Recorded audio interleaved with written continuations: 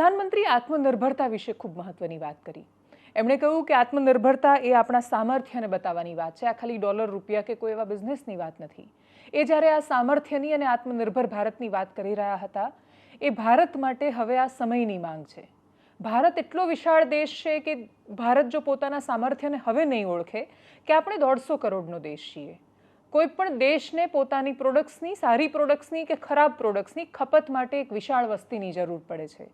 ચીન અને ભારત જો આ દુનિયાના નકશામાંથી ખપતની દૃષ્ટિકોણથી હટી જાય, ખસી જાય, તો તમે ગૂગલ બનાવો છો, તમે માઇક્રોસોફ્ટ છે તમારી પાસે ફેસબુક છે, તમારી પાસે ઇન્સ્ટાગ્રામ છે, પણ વાપરવાવાળા લોકો ક્યાં છે?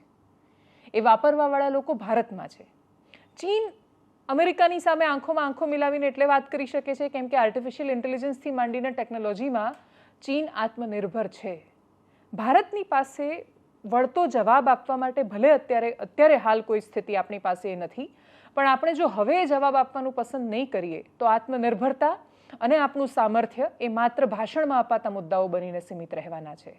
આપણે જેમ આજે પણ કહાનીઓમાં અતીતમાંથી બહાર નથી આવતા, આપણી પાસે કશું પોતાનું અને ટકાઉ આપણે નથી બનાવી શક્યા, એ જ સંજોગો આપણે આ દૃષ્ટિકોણમાં આત્મનિર્ભર શબ્દમાં પણ કરવાના છીએ। સ્વદેશી શબ્દનો ઉપયોગ આપણે અંગ્રેજોને કાઢવા અને હરાવવા માટે કર્યો। આપણે અંગ્રેજોને હરાવી દીધા, આપણે સ્વદેશી વસ્તુઓ સ્વીકારવાની શરૂઆત કરી, પરદેશીનો બહિષ્કાર શરૂ કર્યો, પણ અંગ્રેજો ગયા, અંગ્રેજો આપણને બધી જ પ્રોડક્ટ્સ વારસામાં આપતા ગયા અને આપણે એનો સ્વીકાર કરી લીધો। આપણે લડવાનું ભૂલી ગયા। એના પછી ફરી એકવાર આત્મનિર્ભર એક અભિયાન તરીકે આ દેશમાં શરૂ થયું છે। એનું સફળ થવું બહુ જરૂરી છે, કેમ કે જો સફળ નહીં થઈએ તો જેમ અમેરિકા દર બીજા દિવસે આપણને દબાવવાની ને ધમકાવવાની કોશિશ કરે છે એમ કરતું રહેશે। અલાસ્કામાં રાષ્ટ્રપતિ પુતિન અને રાષ્ટ્રપતિ ડોનાલ્ડ ટ્રમ્પની મુલાકાતની વચ્ચે જો અમેરિકા આપણને એવું કહે છે કે પુતિન સાથેની મંત્રણા સફળ નહીં થાય અમેરિકાની, વ્લાદિમીર પુતિન યુદ્ધ વિરામ માટે નહીં માને, તો એ ભારત પર ઓર વધારે ટેરિફ લગાવશે। 27 ઓગસ્ટથી એ ટેરિફ લાગુ થવાનો છે। ત્યાં સુધીમાં જો આપણી મંત્રણાઓ સફળ નથી થતી, આપણે જે નેગોશિએશન કરી રહ્યા છીએ એ સફળ નથી થતા, તો ભારત માટે એ મોટો પડકાર, ભારતની કંપનીઝ માટે મોટો પડકાર છે।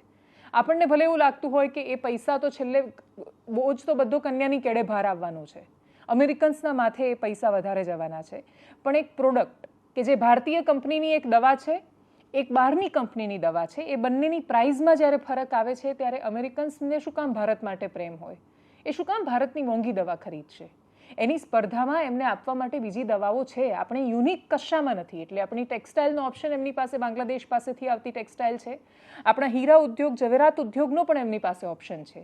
એવા સમયમાં શરૂઆતના સમયમાં આપણા રત્ન કલાકારો પર, આપણા ટેક્સટાઇલમાં કામ કરતા વર્કર્સ પર, એમની નોકરી પર જોખમ છે, અને એટલે જ એવા સમયમાં આ નેગોશિએશન, આ મંત્રણા સફળ થાય એ બહુ જરૂરી છે। પણ સમાંતરે આપણે એ પણ વિચારવું પડશે કે આપણી પાસે જો પોતાનું નહીં હોય તો દુનિયા આપણી સાથે ઊભી નથી રહેવાની।